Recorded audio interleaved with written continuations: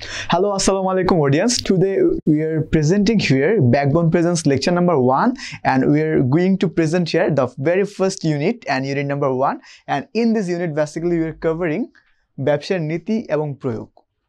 আমাদের ব্যবসার সংগঠন এবং ব্যবস্থাপনার যে বইটা আছে ওই বইয়ের মধ্যে প্রথম দিকের যে চ্যাপ্টারগুলো ছিল ওখানে বেসিক্যালি ওরা ধারণা দিতে চেষ্টা করেছে ব্যবসা শব্দটা কি, ব্যবসার বৈশিষ্ট্যগুলো কী কী ছিল এবং ব্যবসার উৎপত্তি, ক্রমবিকাশ এবং ব্যবসার যেটা ক্রমধারা আছে ওই ক্রমধারা সম্পর্কে একটা ডিটেল প্রসিডিউর, এবং তার সাথে আমরা আরও জেনে নেব ব্যবসার যে শিল্প বিপ্লব হয়েছিল তার একটা ক্রমধারা।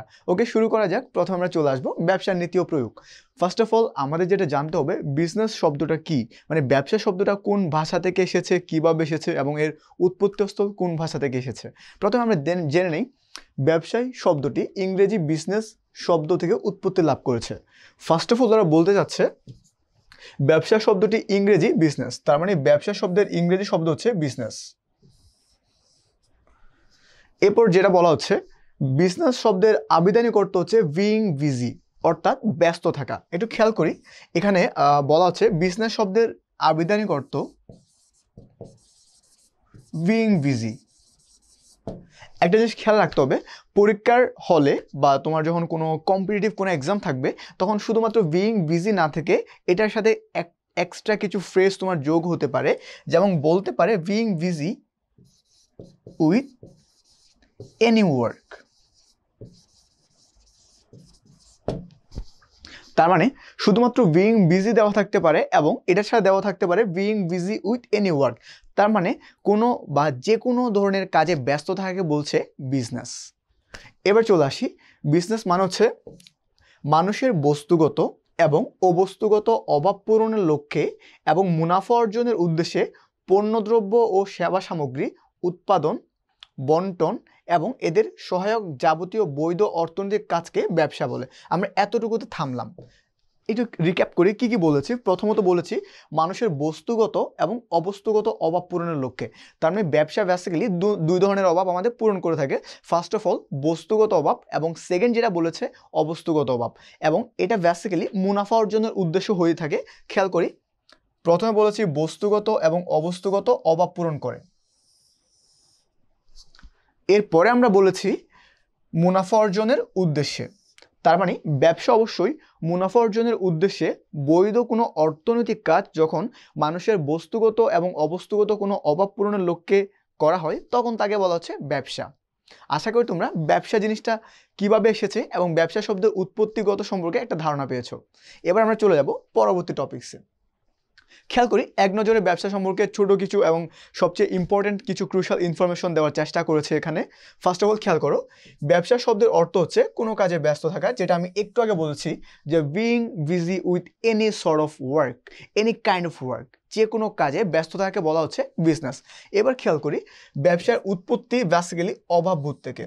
খেয়াল করি ভেরি সিম্পল, ব্যবসা মানে হচ্ছে কোনো কাজে ব্যস্ত থাকা, এবং কোনো কাজে আমি তখনই ব্যস্ত থাকবো যখনই কোনো একটা কাজ করার কোনো একটা লক্ষ্যে আমাকে পৌঁছানোর জন্য আমি অভাব ফিল করি, ল্যাকিংস ফিল করি, তখন তাকে বলতে পারি আমি বিজনেস অথবা ব্যবসা। এবার চলে আসি, ব্যবসায়ের দক্ষতা কার্যকারিতার মাপকাঠি হলো মুনাফা। তার মানে আমার ব্যবসা কত ভালোভাবে চলছে, আমি কত ইফেক্টিভলি অ্যান্ড কত ইফেক্টিভনেসের মাধ্যমে আমি বিজনেসটা করছি, সেটা বেসিক্যালি মাপকাঠি বা এটা একটা মেজারমেন্ট হচ্ছে মুনাফা। লাইক আমি যত ভালো মুনাফা করছি তার মানে আমি বুঝতে পারবো আমার বিজনেস তত ভালো যাচ্ছে। অ্যান্ড আমার মুনাফা যদি ডিক্লাইনিং স্টেজে থাকে বা ক্রমহ্রাসমান হয় তখন আমাকে বুঝতে হবে ব্যবসা ভালো যাচ্ছে না, ব্যবসায় ইমপ্রুভমেন্টের অনেক স্কোপ আছে, ভালো করতে হবে। এরপর চলে আসি, ব্যবসায় ঝুঁকি গ্রহণের অনুপ্রেরণা যোগায় মুনাফা। বেসিক্যালি ভেরি সিম্পল, বলা যায় এরকম, আমি ঝুঁকি কেন নিব, যেহেতু মুনাফা আছে ওই জন্য আমি ঝুঁকি নিচ্ছি। যদি মুনাফা না থাকতো, লস প্রজেক্ট হতো বা অন্য কোনো সেগমেন্ট হতো, লাইক এখানে আমার কোনো লাভ নাই, কোনো মুনাফা নাই, কোনো প্রফিট নেই, তাহলে আমি কেন রিস্ক নিতে যাব? সিম্পল, তার মানে আমি রিস্ক নিব তখনই যখন সেখানে মুনাফা জড়িত থাকবে। এরপর চলে আসি, মুনাফাকে বলা হয় ঝুঁকি গ্রহণের পুরস্কার। ইম্পর্ট্যান্ট, মাথায় রাখতে হবে, এটা প্রিভিয়াসের এমসিকিউতে এসেছিল। মুনাফাকে বলা হয় ঝুঁকি গ্রহণের পুরস্কার। আমি যে ঝুঁকিটা গ্রহণ করেছি এটার পুরস্কার স্বরূপ আমি বিজনেস থেকে প্রফিটের একটা লভ্যাংশ বা একটা প্রফিট গেইন করব, এবং এই জন্য বলা হচ্ছে মুনাফাকে বলা হয় ঝুঁকি গ্রহণের পুরস্কার। এরপরে চলে আসি ব্যবসায়ের সবচেয়ে সংকীর্ণ শাখা। ওকে, সংকীর্ণ বলতে বোঝাচ্ছে সবচেয়ে ছোট একটা শাখা। তার মানে বিজনেস করতে গেলে সবচেয়ে যে ছোট শাখাটা আছে তার নাম হচ্ছে বিনিময়, এবং যাকে বলা হয় ট্রেড।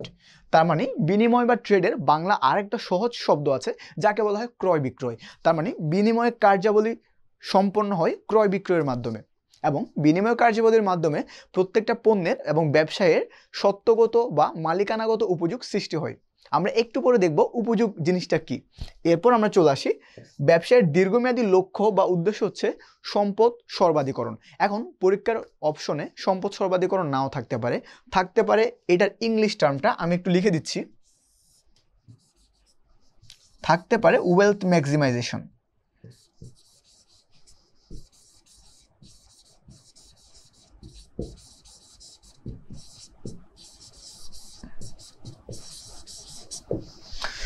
তার মানে ওয়েলথ ম্যাক্সিমাইজেশন যে কথা, সম্পদ সর্বাধিকরণ এক্স্যাক্টলি দ্য সেম থিং। এবার চলে আসি ব্যবসায়ের ভূষণ হচ্ছে সুনাম। তার মানে যদি কোনো ভালো বিজনেস করতে পারে তাহলে, বা একটা বিজনেস যদি বিভিন্ন মানে ভালো একটা সুনামের মাধ্যমে একটা ব্যবসা পরিচালনা করতে পারে, তাহলে তার একটা loyal pool of customers create হবে। যেমন আমি যখন বিরিয়ানি খাওয়ার জন্য চিন্তা করব আমি বিরিয়ানি খাবো, তখন আমার মাথার মধ্যে প্রথমে যেটা মাথা আসে সেটা হতে পারে নান্না বিরিয়ানি, না হলে হতে পারে ধানমন্ডির কোনো একটা ভালো একটা রেস্টুরেন্টের, হতে পারে বাসমতি কাচ্চি। তার মানে আমি যখন বিরিয়ানির কথা চিন্তা করছি তখন আমার মাথায় দুইটা নাম এসেছে, নান্না বিরিয়ানি অথবা বাসমতি কাচ্চি। তার মানে বাসমতি কাচ্চি এবং নান্না বিরিয়ানি যে সুনামের সাথে ব্যবসা পরিচালনা করছে, সেজন্য যখন আমি বিরিয়ানির কথা চিন্তা করব, ঠাস করে বা হুট করে আমার মাথায় নক করবে তুমি বাসমতি কাচ্চিতে যাও, অথবা আমার মাথায় আমাকে ট্রিগার করবে তুমি নান্না বিরিয়ানিতে যাও। তার মানে ব্যবসার ভূষণ হচ্ছে সুনাম। এবার চলে যাব পরবর্তী টপিকসে, যেখানে বলা হচ্ছে ব্যবসার উৎপত্তি এবং ক্রমবিকাশ। বেসিক্যালি ব্যবসার উৎপত্তি এবং ক্রমবিকাশ তিনটা স্টেজে হয়ে থাকে। ফার্স্ট অফ অল যেটা বলা হচ্ছে প্রাচীন যুগ, এবং 2 নম্বর স্টেপে বলা হচ্ছে মধ্যযুগ, এবং সর্বশেষ যেটা আছে তার নাম হচ্ছে আধুনিক যুগ। ওকে, এখন আমাকে দেখতে হচ্ছে প্রাচীন যুগ বেসিক্যালি স্টার্ট হয় খ্রিস্টপূর্ব 2000 অব্দ থেকে 400 খ্রিস্টাব্দ পর্যন্ত, এবং মধ্যযুগ বেসিক্যালি স্টার্ট এবং এন্ডিং ছিল খ্রিস্টাব্দ 401 থেকে 1600 খ্রিস্টাব্দ পর্যন্ত, এবং সর্বশেষ যেটা আছে বর্তমান যুগ যেটা এখন চলছে, যাকে বলা হচ্ছে আধুনিক যুগ বা মডার্ন এজ, এবং সেটা শুরু হয়েছিল 1601 সাল থেকে এবং বর্তমান সময় পর্যন্ত সেটা বিস্তৃত এবং চলমান। ওকে, এরপর আমরা খেয়াল করি এই প্রত্যেকটা যুগ যে ব্যবসার আবিষ্কারের যে 3টা যুগ ছিল, কোন যুগে ব্যবসার কোন ধরনের উন্নয়ন সাধিত হয়েছে আমরা এখন এক নজরে দেখে নিব। ফার্স্ট অফ অল আমরা চলে আসবো প্রাচীন যুগের ক্ষেত্রে। প্রাচীন যুগে প্রথমে বলা হচ্ছে প্রাচীন যুগকে বলা হয় ব্যবসার স্বর্ণযুগ এবং ব্যবসার আদিম স্তর, মানে একদম প্রাথমিক স্তরে ব্যবসা যা ছিল তাকে বলা হচ্ছে ব্যবসার আদিম স্তর। 2 নম্বর পয়েন্টে বলা হচ্ছে প্রত্যক্ষ বিনিময়। ভেরি ভেরি ভেরি ইম্পর্টেন্ট একটা জিনিস। এখন এখান থেকে একটা বেসিক্যালি এমসিকিউ আসে যে প্রত্যক্ষ বিনিময় শব্দটার ইংরেজি প্রতিশব্দ কোনটি। এখন আমরা মনে করি অপশনের মধ্যে ফ্রিকুয়েন্টলি একটা অপশন চলে আসে, সেটা হচ্ছে আমি নিচে লিখছি প্রত্যক্ষ বিনিময় শব্দের ইংরেজি প্রতিশব্দ কোনটা হতে পারে। ফার্স্ট অফ অল যেটা আমাদের এখানে অপশনে থাকবে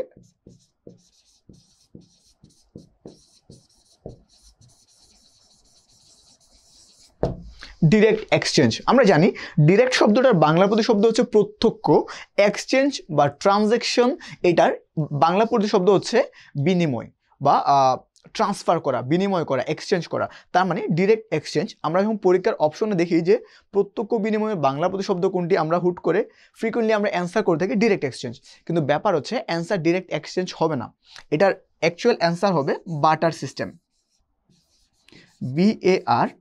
BARTER, বার্টার, SYSTEM। তার মানে প্রত্যক্ষ বিনিময় শব্দের ইংরেজি প্রতিশব্দ হচ্ছে বার্টার সিস্টেম। এরপর চলে আসি কৃষিকাজ। তার মানে আদিম যুগ থেকে কৃষিকাজের উৎপত্তি ছিল, হস্তজাত শিল্প পণ্য তৈরি করা হতো, উৎপাদনকারী এবং ভোগকারী শ্রেণীর উদ্ভব হয়েছিল, এবং শ্রম বিভাগীয়করণ হয়েছিল। শ্রম বিভাগীয়করণ মানে হচ্ছে কোন মানুষটা কোন কাজে পারদর্শী, তার মানে শ্রম যে বিভিন্ন স্তর আছে এগুলোর বিভাজন হয়ে গিয়েছিল, মানে শ্রম বা বিভিন্ন কাজকে ভাগ করে ফেলা হয়েছিল বিভিন্ন ডিপার্টমেন্ট ওয়াইজ, এটাকে বলা হচ্ছে শ্রম বিভাগীয়করণ। এরপরে আমরা চলে যাব মধ্যযুগের মধ্যে। ফার্স্ট অফ অল খেয়াল করি মধ্যযুগের প্রথম বলছে অর্থের প্রচলন। তার মানে বর্তমানে যে আমরা মুদ্রা প্রচলন ব্যবস্থা চালু আছে এটার আগেও একটা ব্যবস্থা ছিল, তখন আমরা মুদ্রা হিসেবে ব্যবহার করতাম শামুক, ঝিনুক, কড়ি, পাথর। এবং এরপরে যেটা বলা হচ্ছে ভেরি ভেরি ইম্পর্টেন্ট, এটা ফ্রিকোয়েন্টলি চলে আসে, বাজার এবং শহরের উৎপত্তি হয়েছে কোন যুগে? অ্যান্সার করতে হবে মধ্যযুগে। এরপরে চলে আসি উপনিবেশ সৃষ্টি। উপনিবেশের ইংরেজি শব্দ হচ্ছে কলোনিয়ালিজম। এরপর চলে আসি এক মালিকানা ব্যবসা সৃষ্টি, এবং এরপরে বলা হচ্ছে অংশীদারি ব্যবসা সৃষ্টি। এখন ব্যাপার হচ্ছে এই দুটা জিনিস খেয়াল করি, মাঝে মধ্যে পরীক্ষায় চলে আসে মধ্যযুগে কোন ধরনের ব্যবসার সৃষ্টি হয়। অপশনে থাকে এক মালিকানা ব্যবসায়, এবং অপশনে আরেকটা অপশন থাকে অংশীদারি ব্যবসা। যদি ক এবং খ মানে দুইটা একসাথে অ্যান্সার করার জায়গা না থাকে বা অপশন না থাকে, তখন মানুষ কনফিউজড হয়ে যায় যে বেসিক্যালি মধ্যযুগে কোন, যদি দুইটাই রাইট আনসার, এক মালিকানা ব্যবসার রাইট আনসার, অংশীদারি ব্যবসার রাইট আনসার। এখন তুমি কিভাবে অ্যান্সার করবা, এটার জন্য আমি এটা ক্লিয়ারিফাই করে দেই। তোমাদের মাথায় রাখতে হবে মধ্যযুগের প্রথম দিকে এক মালিকানা ব্যবসায় এবং মধ্যযুগের শেষ দিকে অংশীদারি ব্যবসায় প্রচলন হয়। তার মানে যদি বলা হয় মধ্যযুগে কোন ধরনের ব্যবসা প্রচলন হয়, যদি অ্যান্সারে দুইটাই থাকে এবং একটা অ্যান্সার করতে হয়, আমি বলছি দুইটা রাইট আনসার দেওয়া আছে, একটা রাইট আনসার তোমাকে অ্যান্সার করতে হবে, তখন তোমাকে অ্যান্সার করতে হবে এক মালিকানা ব্যবসা। আবার যদি দেওয়া থাকে এক মালিকানা ব্যবসা এবং অংশীদার ব্যবসা উভয়, তখন তোমাকে অ্যান্সার করতে হবে উভয়। এবং যদি বলা হয় মধ্যযুগের শেষ দিকে কোন ধরনের ব্যবসার আবির্ভাব ঘটে বা উদ্ভব ঘটে, তখন অ্যান্সার করতে হবে অংশীদারি ব্যবসা। আবার যদি স্পেসিফিক্যালি বলা থাকে মধ্যযুগের প্রথম দিকে কোন ধরনের ব্যবসা প্রচলন হয়, তখন অ্যান্সার করতে হবে এক মালিকানা ব্যবসা। আশা করি বুঝতে পেরেছো এখানে যে একটা মারপ্যাচ ছিল, একটা ঝামেলার একটা ইম্পর্টেন্ট একটা মানে কনফিউশন জায়গা ছিল। এরপর চলে আসি শ্রম বিভাগের প্রচলন। তার মানে আমরা প্রাচীন যুগে দেখলাম যে শ্রম বিভাগীয়করণের জাস্ট একটা ইনিশিয়ালি একটা সূচনা হয়েছিল, যে শ্রম বিভাগীয়করণের তারা গুরুত্ব আরোপ করেছিল, যেটা করা ভালো। তারা গুরুত্বটা বুঝতে পেরেছিল যে শ্রম জিনিসটা একত্রিতকরণ না করে এটা বিভাগীয়করণ করে ফেলতে হবে। এবং মধ্যযুগে শ্রম বিভাগের প্রচলন, তার মানে এরা যে ইম্পর্টেন্সটুকু তারা ফিল করেছিল যে শ্রমটাকে বিভাজন করে ফেলতে হবে, সেটা প্রচলন ঘটে মধ্যযুগে। এবং আধুনিক যুগে কি হয়েছে আমরা একটু দেখে নিই। প্রথমে হয়েছে শিল্প বিপ্লব, এবং শিল্প বিপ্লব হয়েছিল 1750 থেকে 1850 সালে। তার মানে যদি বলা হয় শিল্প বিপ্লবকালীন সময় কত সাল ছিল, তখন অ্যান্সার করতে হবে 1750 থেকে 1850।